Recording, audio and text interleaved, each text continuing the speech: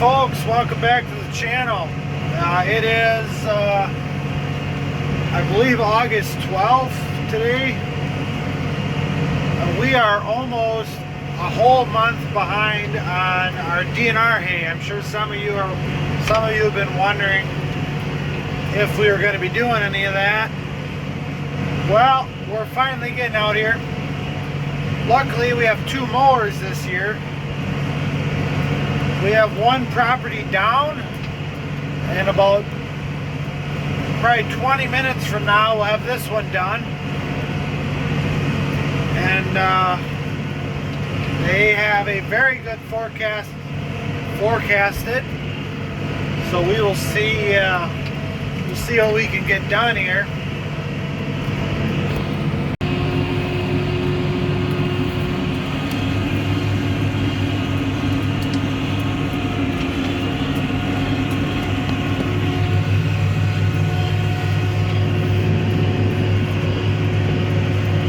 So I'm running the T7 260 and the 1441 disc bind, and Dad's got the 210 over there with the 7450.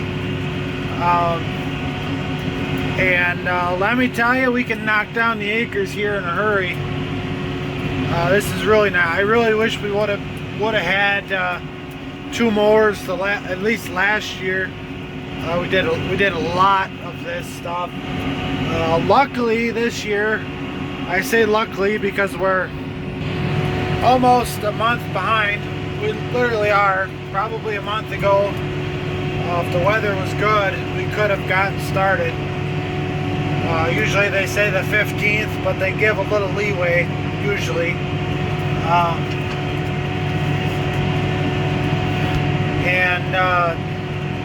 Luckily, for being a month behind, we only have 4 properties. We'll have 2 of them down, and I don't know, we'll see. There's one pretty close to home. That's a smaller one. We could knock that down today, but I think that is a little bit wetter, so maybe we won't. But yeah, we are knocking this out, and we plan to probably start raking tomorrow already, and maybe baling some of it. This one is really dry already. This is a cool season. Cool season or warm season? I don't remember. But it's basically done growing. It's dried out already.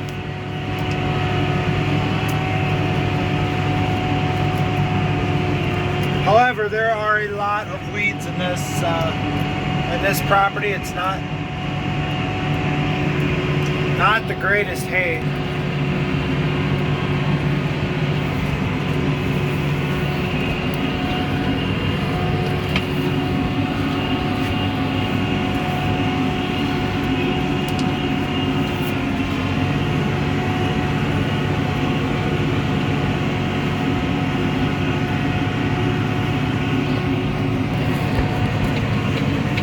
So yeah, we hope to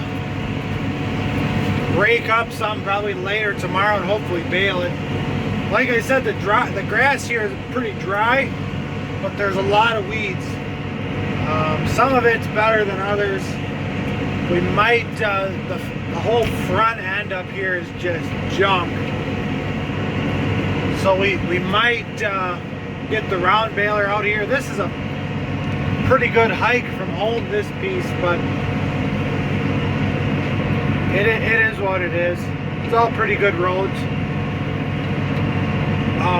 So we did the front end, which is up by the road, and then we came back through this narrow little lane. We actually had to cross over a ditch. It was a slow going process to get back here. Most of this stuff was farmland at one point, so I do like to see getting out here, and we're getting some hay out of this. We're kind of working both ways. The DNR wants us to do it. We like to do it to get some hay out of it. Hay, or some of this might end up being bedding the way it looks. I need to buy a bale chopper. I think for some of this we should just chop up in a pile and use for bedding. But it is what it is. But anyways, I'm gonna let you go before I find an anthill or something. And we will keep in touch. Hey guys, welcome back. So we're kind of back at it here. I think the last I talked to you guys, we were cutting some DNR. We were on our second property, almost done with it. Well, failed to get any other footage of doing that, and actually we're completely done with all that. Just gets crazy in a hurry. I think when I started YouTube, it's been like 2 years now, but you know, we were busy, but this year's just been, you know, one thing after the next. And it's not that we're in a hurry. We got good weather, but yeah, I mean, we even straw was kind of drawn out all over like 3 weeks, and then we were a month behind in the DNR, and we knocked that out in like just over a week, I think. And then we ended up getting 2 more properties. I had 4. We got them done, and I just kind of got a hold of my guy, and he sent us 2 other ones, 2 smaller ones, 2 actually, they were really nice ones. And we actually, I cut that on a week ago. Today is Sunday. A week ago Sunday, I went out and I cut them down, and by Monday at midnight we had all the bales hauled home. They were still on the truck, but they were talking rain for Tuesday already, which we did get later on, and it's kind of just been continually we've getting rain, and it's okay. I mean, we need a break. So issues. This arm here is brand new, $470. If anybody wonders why I charge so much, even though I don't charge a lot compared to most people, but $470. The old one's over here.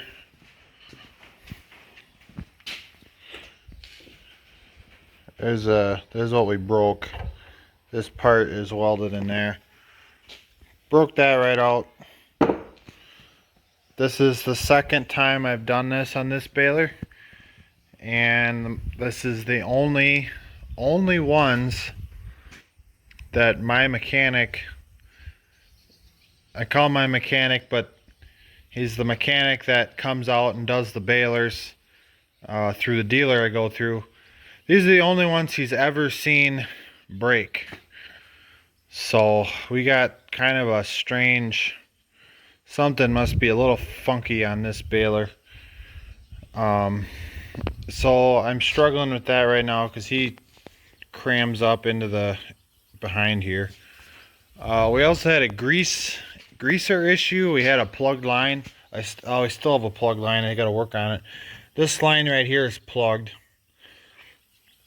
That runs into the packer, and actually I just replaced this line, so there's probably just some junk in there we got to dig out, and we'll get it cleaned out. But so I had to do some learning up on all this stuff. So this line plugged, and that backs up to the block here. This is called a progressive metering block. Basically, you got one main line that runs from your pump here, and there's a whole bunch of little pistons in there, and each grease line gets a desired amount, or it's not really a desired amount. They all get the same amount unless you put a plug in. If you put a plug in, the line that runs below it gets twice as much. So anyways, everything gets equal amount. If one line gets plugged, grease isn't able to flow through that line, and it actually stalls the whole system. And this right here is actually a pressure relief valve, so it was spraying out there. We had grease all over the place, so we had to learn up on that. And I what I did is I hooked a grease gun to it. We pumped it up, so there was pressure in the line. And after I had lines all taken off of that and everything, but I pumped it up, and then I found the line that was like tight, or a little stiffer, and you could move the line around, and then you got to that one and it was a little tighter. So I kind of traced that down, and then we cracked the line, one of the connectors, and the grease just kind of shot out of there. So we loosened that up, and then I put the gun back on it, and we pumped a bunch of grease through it.